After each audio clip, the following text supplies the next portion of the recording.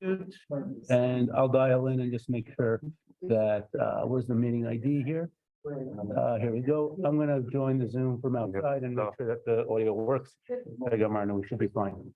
Give me just a second, I'll do it now. We'll be ready in just a moment.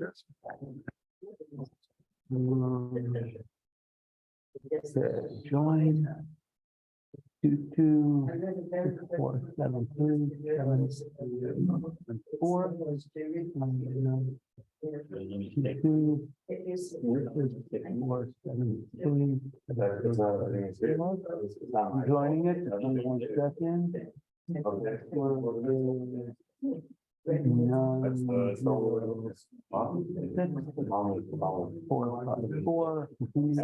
Okay, I'm stepping outside. I need another password again. 906 454. Are you kidding? No, I don't know what happened. It's not, the meeting password's not working for that telephone room site.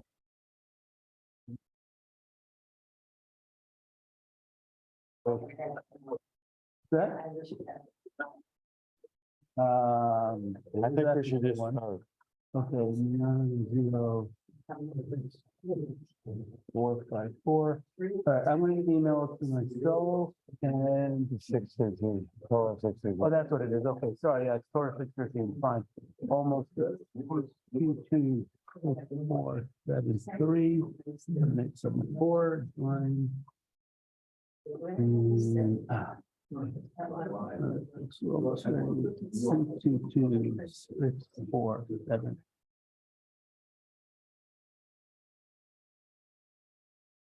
Go. So far.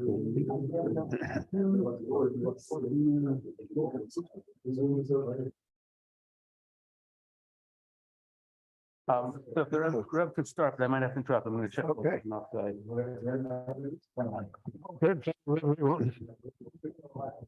Very good Erev Shabbat.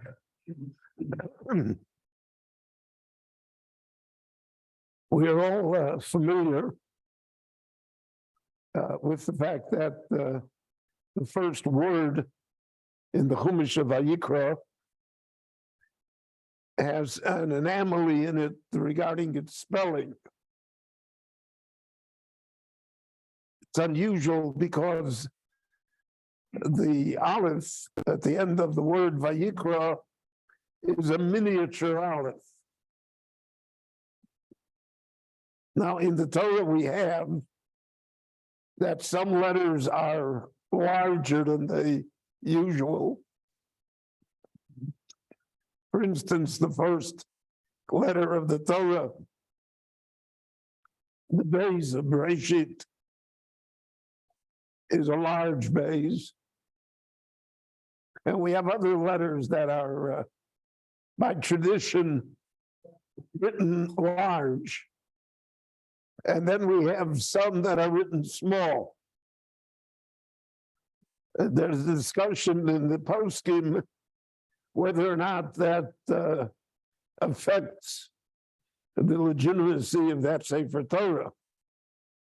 Does it make it possible if you don't have the large letter or the small letter? But the tradition amongst the Sofrim is to be careful about this, to write the large letter when it should be written and the smaller letter when it should be written. So in Vayikra, we have a small aleph. The Balaturim, the Ben Yaakov Ben Osher, based upon the parish of his father, the Rosh, comments on the fact that the aleph is small, and he sets us in a direction that almost all the Meforshim follow, is that it originally was supposed to be large or regular size, so to speak. But Moshe Rabbeinu, because of his great humility and modesty, his anivut, wrote it small, so it shouldn't say Vayikra that the Rebbeinu Shalom has to call Moshe. So he wrote the aleph small, so it's Vayikor. It happens that the Rebbeinu Shalom communicated with Moshe, but not that he had to call him. There are many midrashim on this small aleph, because the small aleph is a very ancient vintage. So in the Medrash Tanchuma, it says that where did Moshe get the idea of the small aleph? How did that happen?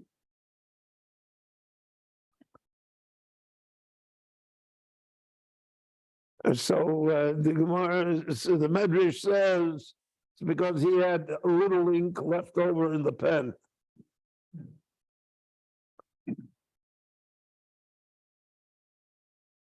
And because Moshe took the pen and dipped it in the ink, and then he rubbed it on his hair.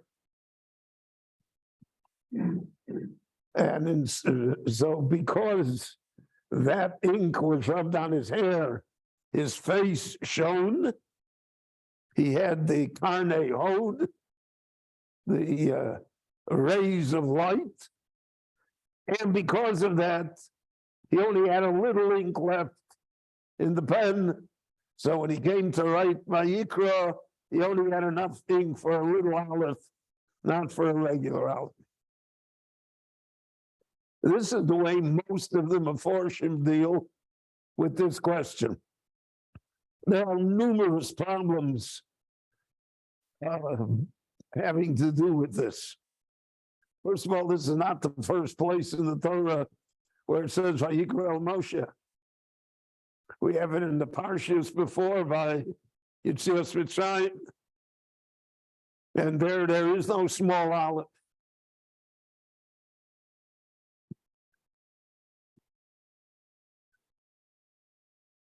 And the entire concept is difficult for us to assimilate. If the Rebbeinu Shalom told him to write with a normal aleph, then no matter how modest Moshe is, how did he take it upon himself to put a small aleph? And this is especially true if we hold like the poskim that the miniature aleph or the big aleph are essential, and otherwise the Torah would be puzzled. So I want to take you in a different direction completely on why the small aleph is here and what's involved here. Until now, the Jewish people were aware of the communication of the Rebbeinu Shalom to Moshe Rabbeinu. It was done publicly by Mamad Har Sinai. It was done to such an extent that everyone was aware of it. There's no question that Moshe communicates with the Rebbeinu Shalom. He has the correct frequency, so to speak.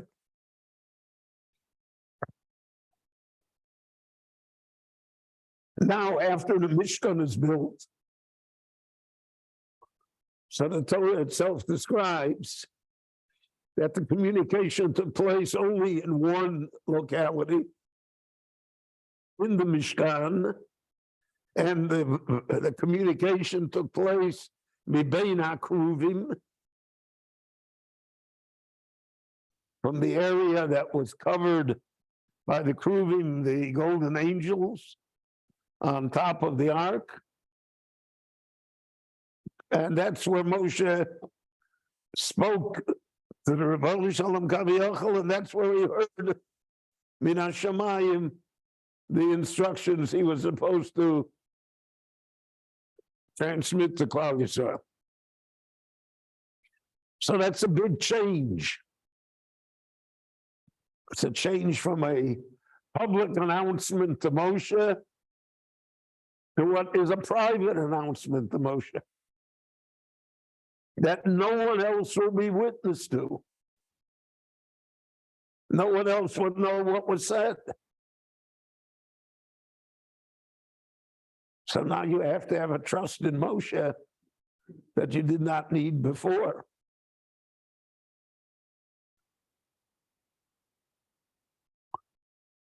And Moshe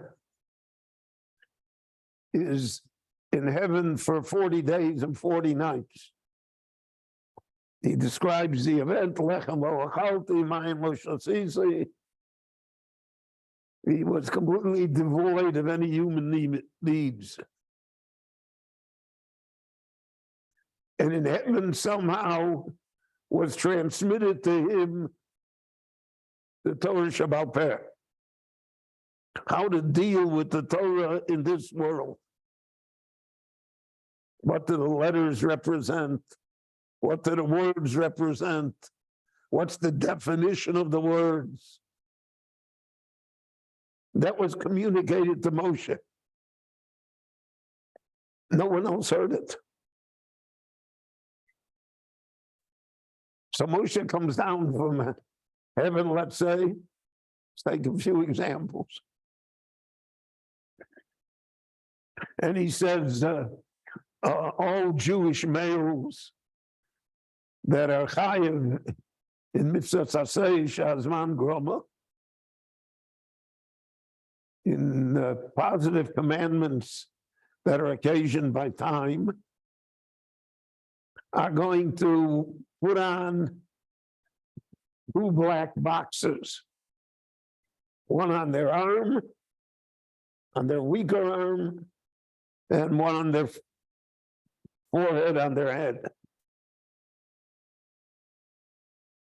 And Moshe says that is what the Torah means when it said, "Ukshartem le'os al yodecha," you will bind them as a sign on your hands.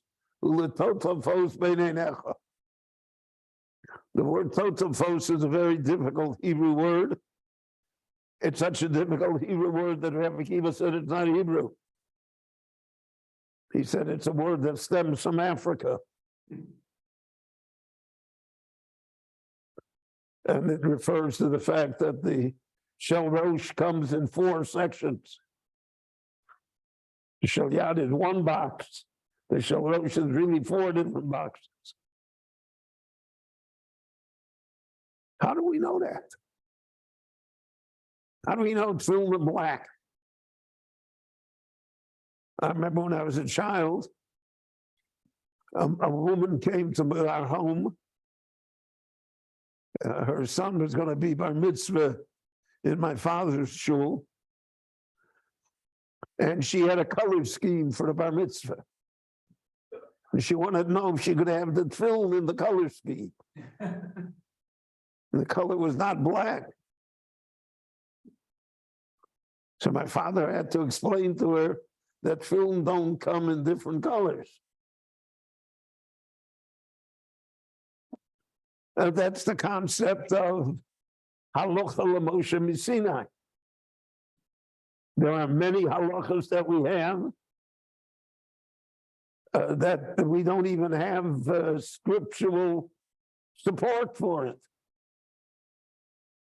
We just say it, that's halacha l'Moshe Misinai. Moshe came down from Sinai and he said, this is the way it's supposed to be. He said that tree ate sador is an etrog.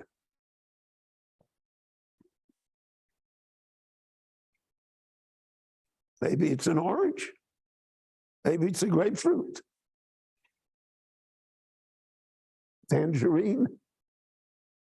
Clementine. No shortage of citrus foods, Baruch Hashem, and that's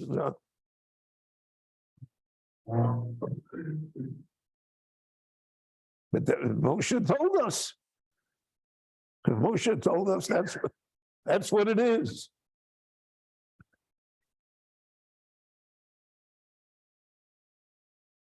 For instance, we have halacha by sukkah that if the wall of the sukkah is 10 tefachim high, let's say 3 feet or 3.5 feet, and the sukkah itself is 10 feet high.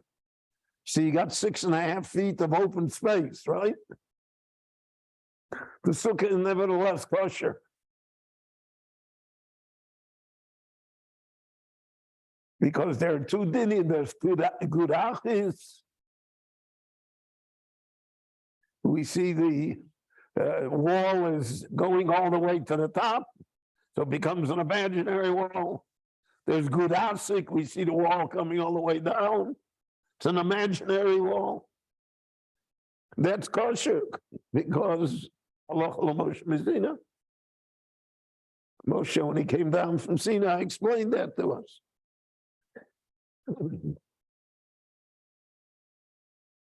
So there's a new concept that's introduced into the Torah. The concept is belief in Moshe. Not the belief in Moshe as a human being, not even belief in Moshe as a leader or as the greatest prophet, but believe in Moshe as the formulator of all of the halachic principles that we use in order to define what the commandments are and what the Torah wishes from us.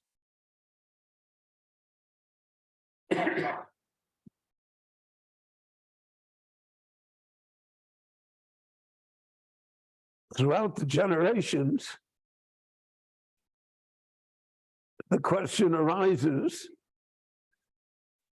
there are people within the Jewish people that have challenged that idea.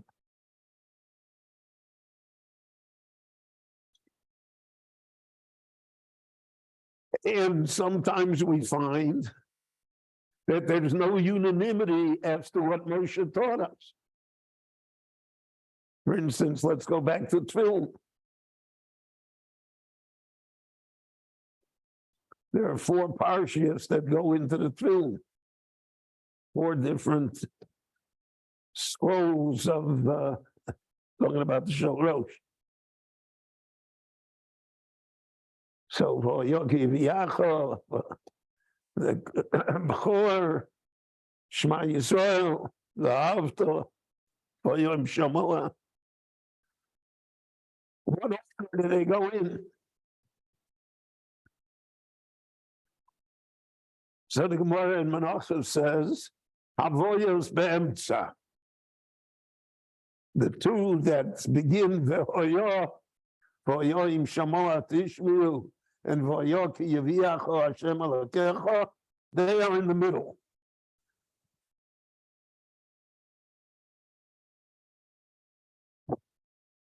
Rashi interprets that to mean that they're in the middle. Rabbi Tam interprets that to mean that they are not necessarily next to each other. So what we have, we call Rabbi Tam's tefillin and Rashi's tefillin, is we want to understand what did Moshe say when he came down from Sinai? What was the halacha of Moshe in Sinai? There's a famous legend in the Seder Adoros. The Seder Adoros is an interesting book of stories and legends. So he says the following story, that after Rabbeinu Tam, who was Rashi's grandson, vehemently disagreed with his grandfather as to how the tefillin should look. So that night he went to sleep and he had a dream. And in the dream, Moshe Rabbeinu appeared to him in the dream. And Moshe Rabbeinu said to him, what are you making a tumult here for? The tefillin that I saw are the tefillin of Rashi.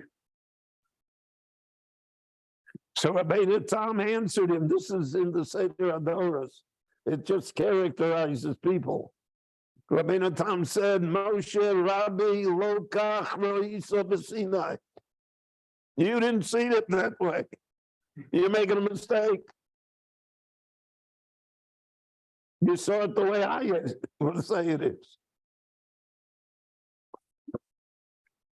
One of the most interesting things that happened is that, Yigal Yadin, the Israeli general,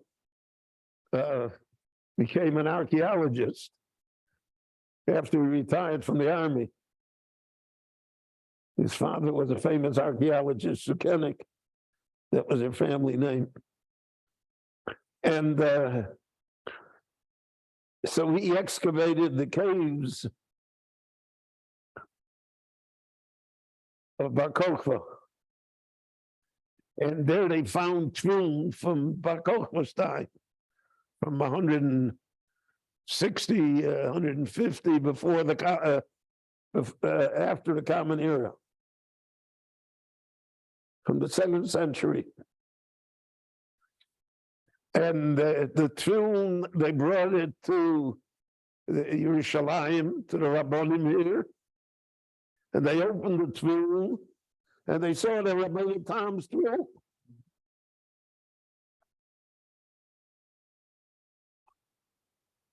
So they said, so now what do we do? So one of the rabbis said, we don't have to do anything. That's why they were buried, because they're porcelain.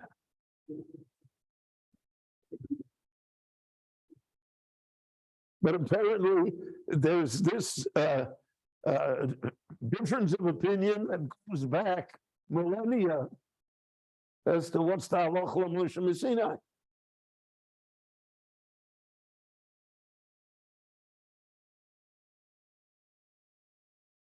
So there has to be a fundamental belief in Moshe and in the tradition that we are doing what Moshe told us to do.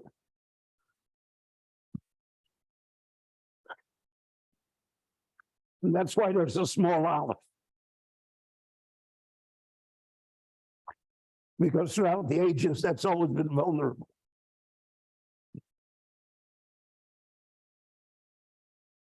Something we can't prove. If it's halacha of Moshe Sinai, we don't even have a biblical text. And if it's Torah Shabbat Peh, we have a biblical text, but who says that that's what it means? And there will come generations such as ours that will have all sorts of novel interpretations as to why certain halachas exist. For instance, I mentioned the Gudachis and Gudasik by a sukkah.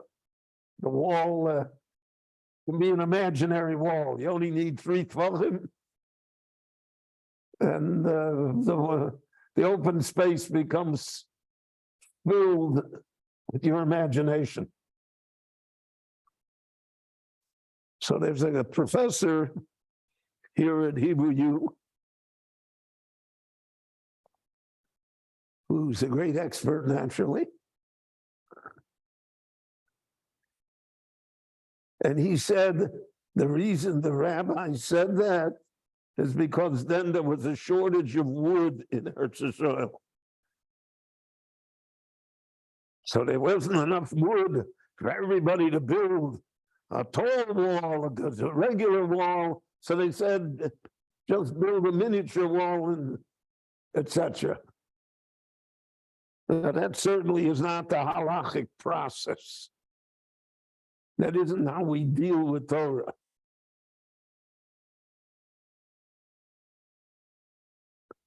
But we are always vulnerable because of these things.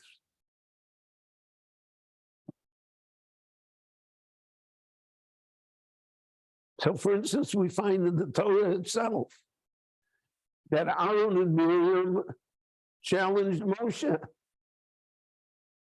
They said, Alo gam banu diber Hashem. We also speak to God. We don't behave the way he behaves.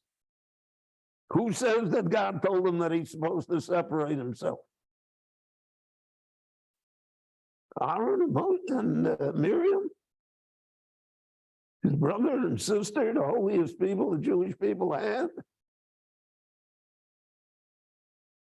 They also can come to the conclusion that somehow Moshe is making it up. It's not what he was told.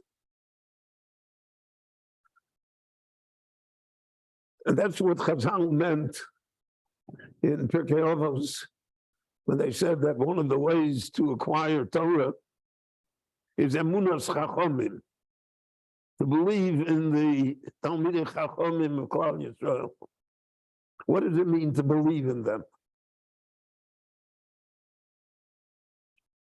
It means to believe in the tradition, in the process of halacha, of question and answer, of dispute, of different opinions, of working it through.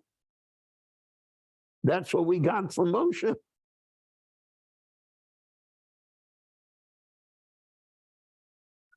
So therefore the aleph is small, because it's always a development of us. It's always the way we're going to handle it, and what faith we will have.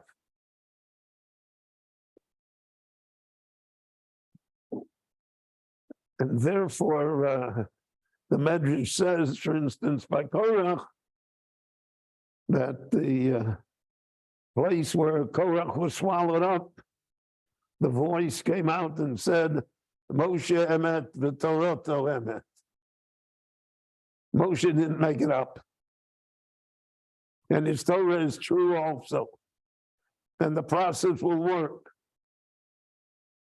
And it's the halachic process that carries us through all of the issues of the time.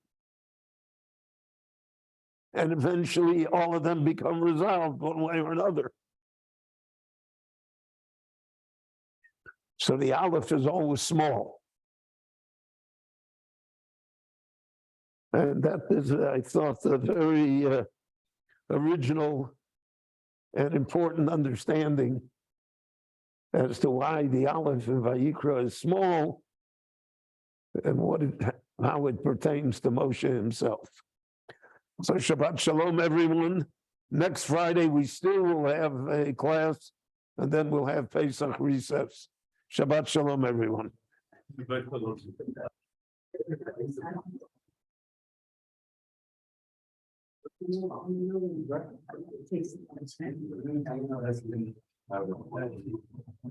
There is a Yom Iyun here on Monday at 4:30.